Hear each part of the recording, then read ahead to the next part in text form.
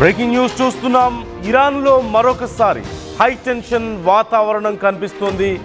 యుద్ధంలో మరణించిన కమాండర్లకు అంత్యక్రియలు జరుగుతున్నట్లుగా తెలుస్తోంది. ఇరాన్ ప్రభుత్వ లాంఛనాలతో ఈ అంత్యక్రియలు చేస్తున్నారు. పెద్ద సంఖ్యలో అంత్యక్రియల్లో దేశ ప్రజలు పాల్గొంటున్నారు. హుసేన్ సలామీ, అమీర్ అలీ హజీజాదే మృతదేహాలతో దాదాపుగా 11 కిలోమీటర్ల వరకు ఈ అంత్యక్రియల ఊరేగింపు కొనసాగినట్లుగా మనకు తెలుస్తోంది. ఈ నేపథ్యంలో డెత్ ఇజ్రాయెల్, డెత్ అమెరికా అంటూ నినాదాలు చేస్తున్నట్లుగా తెలుస్తోంది. అలాగే మొత్తం 60 మందికి ఈ అంత్యక్రియలు పూర్తయినట్లుగా సమాచారం అందుతోంది. మనకు తెలిసిన విషయమే, అమెరికా ఇజ్రాయెల్ దాడుల్లో ఇరాన్లోని ముఖ్యమైనటువంటి ఆర్మీ చీఫ్లను, ఆర్మీ కమాండర్స్ను, అలాగే ప్రముఖ సైంటిస్టులను కూడా టార్గెట్గా చేసుకొని అమెరికా ఇజ్రాయెల్ దాడి చేశాయి. ఇరాన్లో ఉన్నటువంటి ముఖ్యమైనటువంటి ఆర్మీ చీఫ్లు అలాగే సైంటిస్టులను దాడి చేశాయి. ఈ నేపథ్యంలో వారికి పెద్ద ఎత్తున ప్రజల నుంచి సానుభూతి లభిస్తుంది, అలాగే యుద్ధానికి మద్దతు కూడా లభిస్తుంది. ఈ నేపథ్యంలో భారీ ఎత్తున ప్రజలు ఈ ర్యాలీలో పాల్గొన్నట్లుగా తెలుస్తోంది. ఈ నేపథ్యంలో వారంతా కూడా డెత్ ఇజ్రాయెల్, డెత్ అమెరికా అంటూ నినాదాలు చేస్తున్నట్లుగా కూడా మనం చూస్తున్నాం. విజువల్స్లో మనం చూడొచ్చు. ఎక్స్క్లూజివ్గా ఆర్టీవీ మీకు ప్రజెంట్ చేస్తుంది. జరుగుతున్నటువంటి ఆ యాత్రలో, అంతిమ యాత్రలో భారీ ఎత్తున దేశ ప్రజలు వాళ్ళ దేశానికి సంబంధించినటువంటి ఫ్లాగ్స్ పట్టుకొని స్లోగన్స్ చేస్తూ వారి ఆత్మకు శాంతి చేకూరాలని, అలాగే డెత్ ఇజ్రాయెల్, డెత్ అమెరికా అంటూ నినాదాలు చేస్తున్నారు. అమెరికా ఇజ్రాయెల్ ధ్వంసం అవ్వాలని వారు కోరుకుంటున్నారు. ఇంతకింత మూల్యం చెల్లించుకోవాలని ఆ దేశ ప్రజలు కోరుకుంటున్నారు. వారి మనోభావాలు మనం చూడొచ్చు. ఇక్కడ వారి యొక్క సెంటిమెంట్ని ఇక్కడ మనం చూడొచ్చు. పూర్తిగా యుద్ధ సమయంలో కొన్ని దేశాల్లో పరిస్థితులు డిఫరెంట్గా ఉండొచ్చేమో. సహజంగా పాకిస్తాన్లో మనం చూసాం. ఇండియా పాకిస్తాన్ యుద్ధం జరుగుతున్నప్పుడు ఇండియాతో యుద్ధం వద్దు అంటూ దేశంలోని చాలా వరకు సామాన్య ప్రజలు కోరుకున్నారు. దీనివల్ల మనం నష్టపోతామని కోరుకున్నారు. కాకపోతే ఇక్కడ ముఖ్యమైన అంశం, ఎప్పుడైతే మోరల్ గ్రౌండ్స్ ఉండవో, ఒకరు చేస్తున్నటువంటి ఒక హింసలో మోరల్ గ్రౌండ్స్ లేకపోతే, అది హింస అవనివ్వండి లేదంటే ఒక త్యాగం అవనివ్వండి, మోరల్ గ్రౌండ్స్ లేకపోతే ప్రజల నుంచి సపోర్ట్ రాదు. ప్రజల నుంచి ఎప్పుడైతే నిజమైనటువంటి కారణంతో, ఒక బలమైనటువంటి కారణంతో దేశం కోసమో ప్రజల కోసమో ఒక నిజాయితీగా చేసేటువంటి ప్రయత్నానికి మాత్రమే పూర్తి స్థాయిలో మద్దతు లభిస్తుంది. అలాంటి ఒక మద్దతు ఇక్కడ మనకు కనిపిస్తోంది. అలాంటి ఒక మద్దతు ఇరాన్లో ప్రభుత్వానికి కనిపిస్తోంది. ప్రజల్లో అలాంటి ఒక కసి కనిపిస్తోంది. ఇజ్రాయెల్ ధ్వంసం అవ్వాలని వారు కోరుకుంటున్నారు. తమ దేశాన్ని ఇంత నష్టపరిచినటువంటి ఇజ్రాయెల్, తమ దేశాన్ని ఇంత నష్టపరిచినటువంటి, ఇంత ధ్వంసం చేసినటువంటి అమెరికా నష్టపోవాలని వారు కోరుకుంటున్నారు. ఈ నేపథ్యంలోనే డెత్ ఇజ్రాయెల్, డెత్ అమెరికా అంటూ వారు స్లోగన్స్ చేస్తున్నట్లుగా తెలుస్తోంది. ఈ నేపథ్యంలో ఇరాన్లో ఒక హై టెన్షన్ వాతావరణం మనకు కనిపిస్తోంది.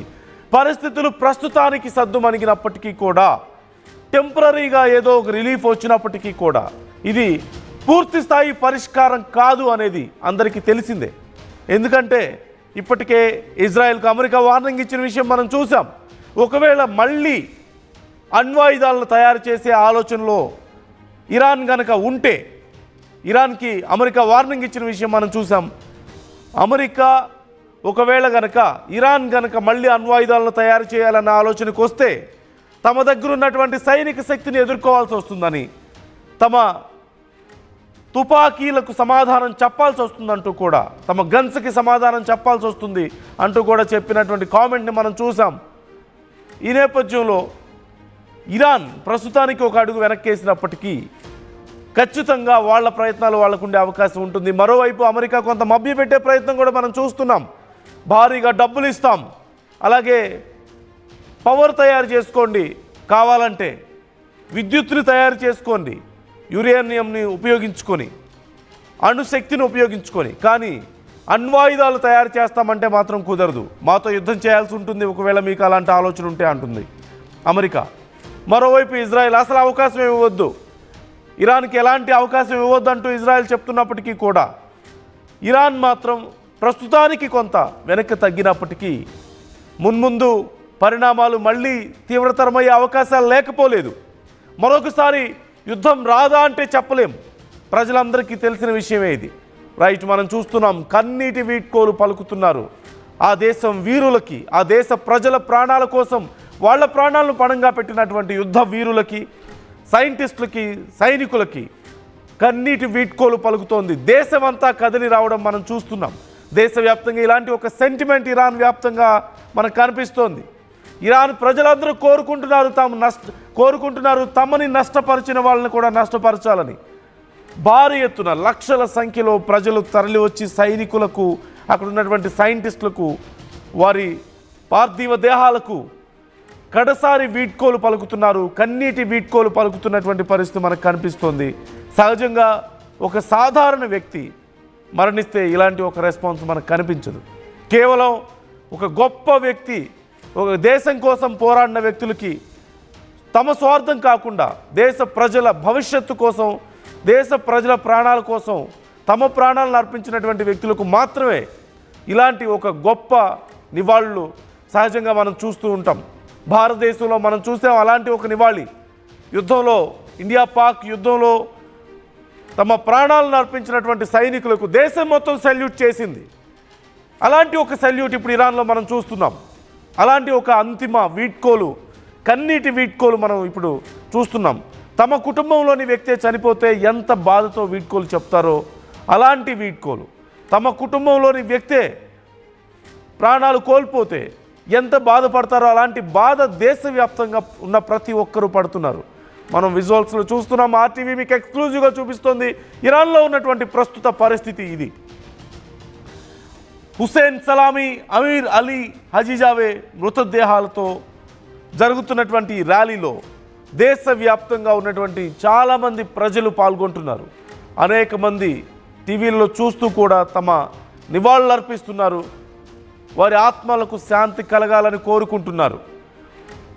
వాళ్ళ యొక్క త్యాగాలు ఊరికే పోవంటూ వాళ్ళు హామీ ఇస్తున్నటువంటి పరిస్థితి మనకు కనిపిస్తోంది. ఈ నేపథ్యంలోనే అమెరికా ఇజ్రాయెల్ విషయంలో వారి యొక్క వ్యతిరేకత, వారి యొక్క కోపం, వారి బాధ ఇక్కడ మనకు క్లియర్గా కనిపిస్తోంది. ఈ నేపథ్యంలో డెత్ ఇజ్రాయెల్, డెత్ అమెరికా అంటూ వారు నినాదాలు చేస్తున్నట్లుగా మనకు తెలుస్తోంది. వేల సంఖ్యలో, లక్షల సంఖ్యలో ప్రజలు తరలి వచ్చి తమ యొక్క నివాళులు అర్పిస్తున్నారు. కన్నీటి వీడ్కోలను వారికి అర్పిస్తున్నటువంటి తీరు మనం చూస్తూనే ఉన్నాం. అమెరికా, ఇజ్రాయెల్ ప్రధానంగా ఇరాన్లోని సైనిక స్థావరాల లక్ష్యంగా, సైనిక అధ్యక్షులే లక్ష్యంగా, ముఖ్యమైనటువంటి సైంటిస్టులే లక్ష్యంగా చేసినటువంటి దాడుల్లో మరణించిన వారి కోసం, వారి దేశం కోసం ప్రాణాలు అర్పించిన వారి కోసం దేశ ప్రజలందరూ కన్నీరు కారుస్తున్నటువంటి పరిస్థితి మనకు కనిపిస్తోంది. మొత్తం మీద ఒక్కటే చెప్పదలుచుకుంది, ఈ పరిస్థితిని చూస్తుంటే ఇక్కడితో ఈ యుద్ధం పూర్తిగా ఆగిపోయిందా అంటే ఖచ్చితంగా లేదని చెప్పొచ్చు. తాత్కాలికమైనటువంటి బ్రేక్ మాత్రమే ఇది. ఇరాన్ మరొకసారి శక్తి పుంజుకుంటే ఏం జరగబోతుందో అందరూ ఊహించదగినటువంటి పరిణామమే.